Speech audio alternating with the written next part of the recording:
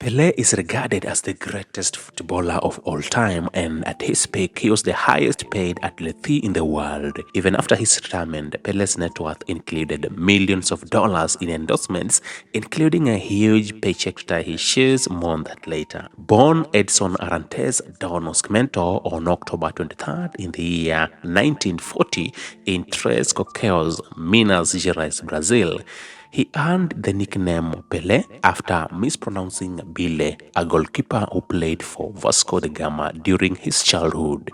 Growing up, his family was so poor they couldn't afford a football, so Pele would use a grapefruit or rolled up socks stuffed with newspapers to practice. His father was his first coach, and his first football team was formed with a group of friends from the neighborhood that called themselves the Shoeless Ones, as per goal.com.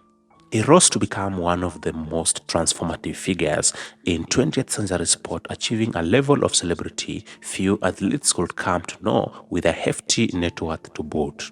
At the time of his death, Pele's net worth was around 100 million US dollars according to Celebrity Net Worth, but most of his money was made after he retired from football. He debuted professionally at the age of 15 with Santos FC in 1956 and scored in his very first match. The following year, he was the top scorer overall in the entire Brazilian Professional League. He was quickly called to play for the Brazilian national team at the age of 17.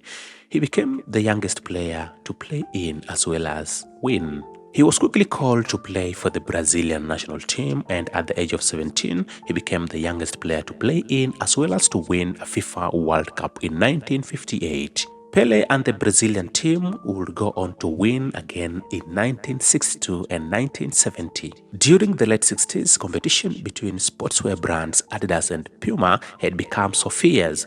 They actually signed somewhat of a peace treaty, an unspoken deal known as the Pele Pact, where both companies agreed not to sponsor him because they figured they would spend so much in a bidding war that the end result would not be worth it. But during the World Cup final in 1970 against Italy, right before the opening whistle, Pele asked the referee to pause for a moment so that he could tie up his sneakers. All eyes were on the greatest footballer of all time and his shoes, Puma shoes.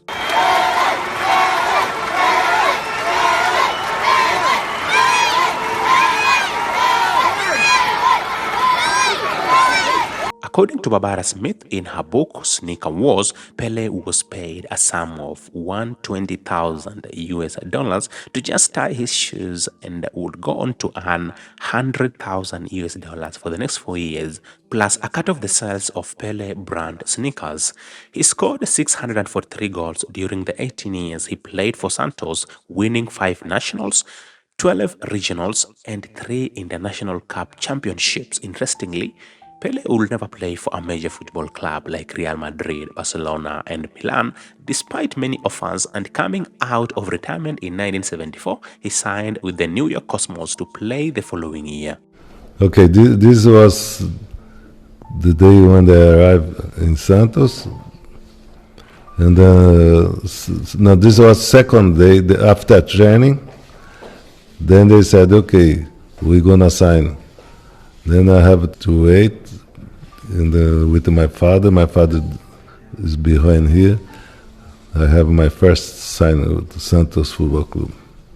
I was 16 to 17 years old. Contrary to modern times, there wasn't much money in football, but Pele is said to have been paid a significant sum of 2.8 million US dollars a year for the 3 years he played with the Cosmos. That's a total of 8.4 million, or more than 46 million in 2022, according to Sportico, which made him the highest paid athlete in the world.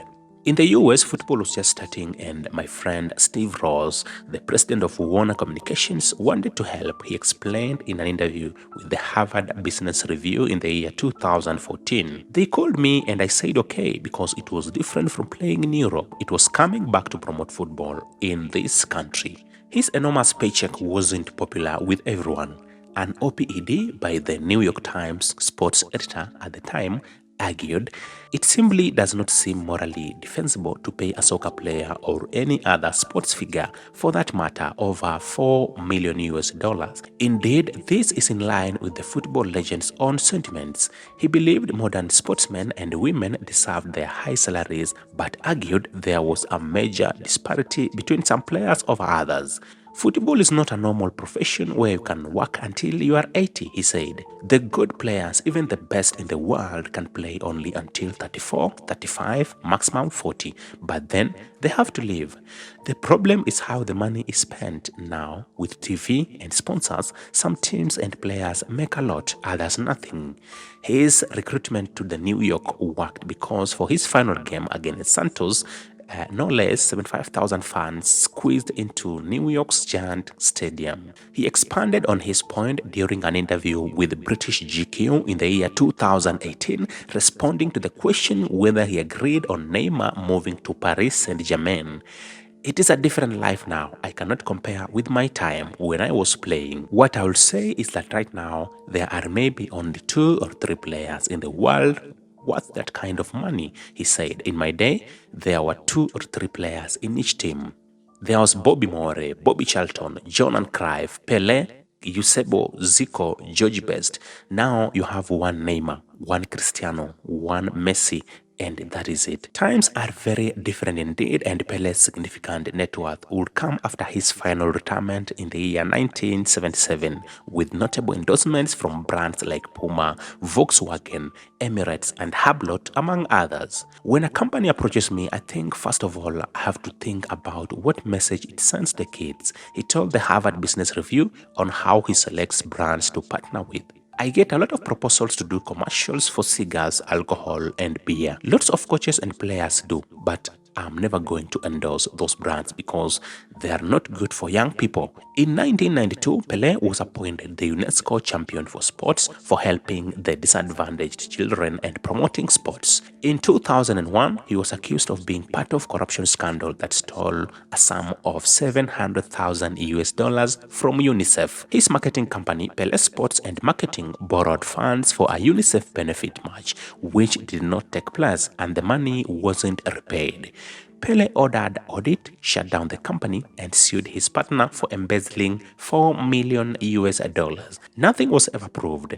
That is true all my life, and I have a big problem with partners, he said at the time, according to the New York Times. In 2016, with the World Cup to be held in Pele's home country of Brazil, many brands signed him as their ambassador. Reflecting on his career during an interview with British GQ, Pele said he had a big responsibility to fans. Most of the children today watch Lionel Messi, Cristiano Ronaldo, Neymar, but they also know the name Pele, he said. Maybe from their fathers or from their fathers' fathers. But it's a big responsibility for me because I can never make a mistake in my life. I always have to be an example to these children, but I thank God for this honor. On December 29, 2002, the world would learn of the passing of the greatest footballer, arguably one of the greatest sports stars of all time. Pele died after a short battle with colon cancer after having a tumor removed in 2021. Rest in power, legend. The world will live to remember you.